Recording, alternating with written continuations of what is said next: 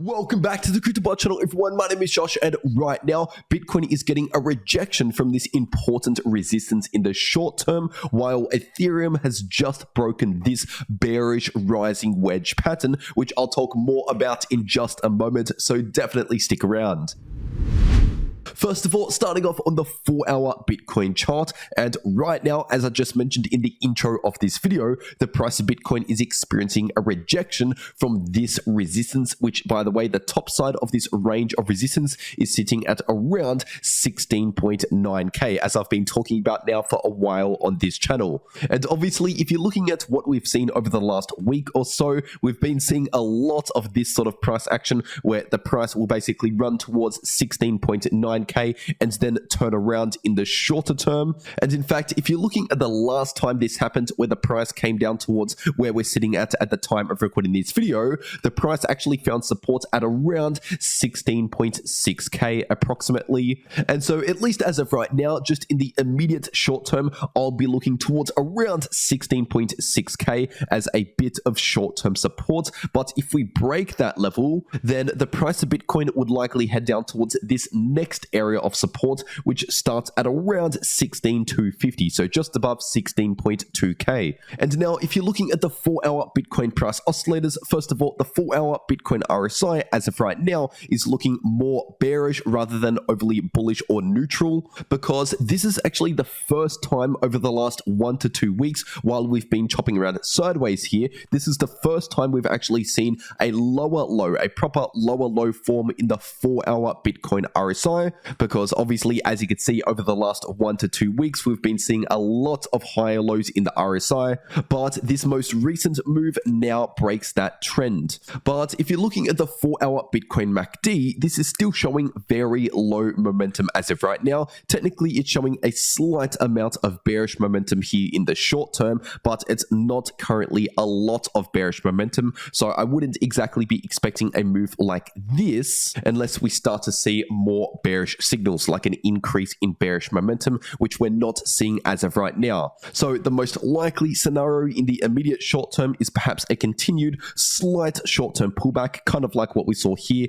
or here, for example, but most likely nothing too spectacular here in the short term, and I wouldn't actually be surprised if we see a little bit more choppy sideways price action after this short-term bearish movement plays out.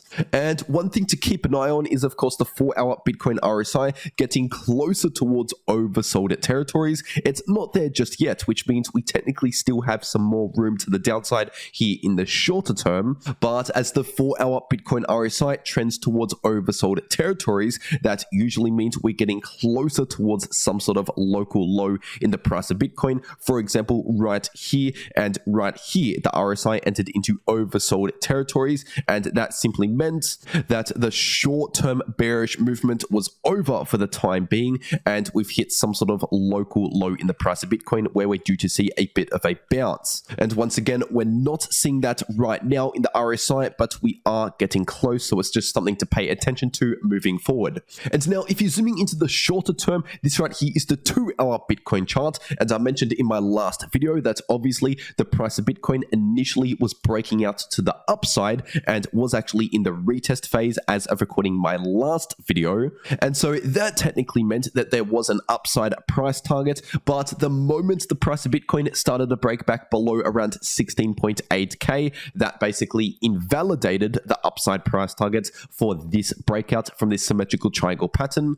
And obviously, despite the breakout to the upside, as I also mentioned in my last video, we still had that important resistance at around 16.9k. That was also an important level to break above, which never actually happened. So due to all of that, this symmetrical triangle pattern is no longer in play. It has been invalidated. And so now we just need to pay attention to support and resistance levels. For example, this support at around 16.6k approximately. And now I would actually expect some short-term resistance at around 16.8k, considering that was a shorter-term level of support. And usually when we break support, that flips into new resistance. But anyway, getting into the Ethereum part of this video. This right here is the 4-hour ETH to US dollar chart, and right now, as I'm recording this video, the price of ETH is currently rejecting from this same short-term level of resistance that I've been talking about for the last week or so. And once again, this resistance level is sitting at around 1220 to 1230. But if the price eventually confirms a breakout above around 1230, then the next resistance would be starting closer towards around 1280. And as for short-term support levels, we could find a bit of short-term support at around 1180 to 1190 approximately at this local low right here.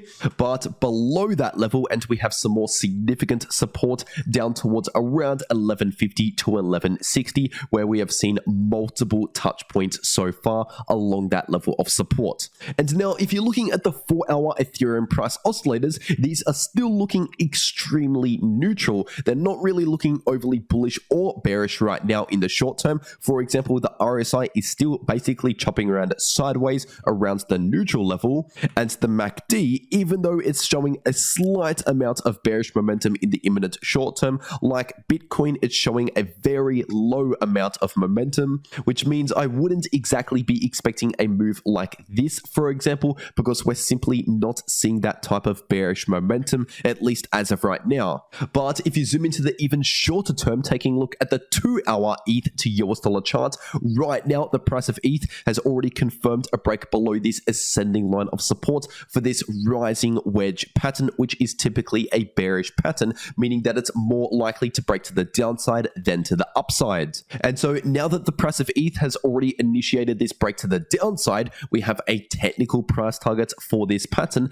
at the bottom of the wedge, which is sitting at around 1160 to 1170. So from the point of the break to that technical price target, that was a potential 4% move approximately to the downside, but from the current price as of recording this video to that technical price target, that's around a 3.5% move to the downside approximately. But as always, it is important to mention that between now and then, there is that other level of short-term support at around 1180 to 1190, which is just another level where the price could potentially bounce at. And that technical price target would only get invalidated if we see a confirmed break back above this previous ascending line of support, which is currently sitting at around 1220 to 1230, which once again is resistance for the price of ETH as of right now. But if the price can somehow bounce and break back above that level right there, then as I said, that would invalidate this price target and basically invalidate this overall rising wedge pattern.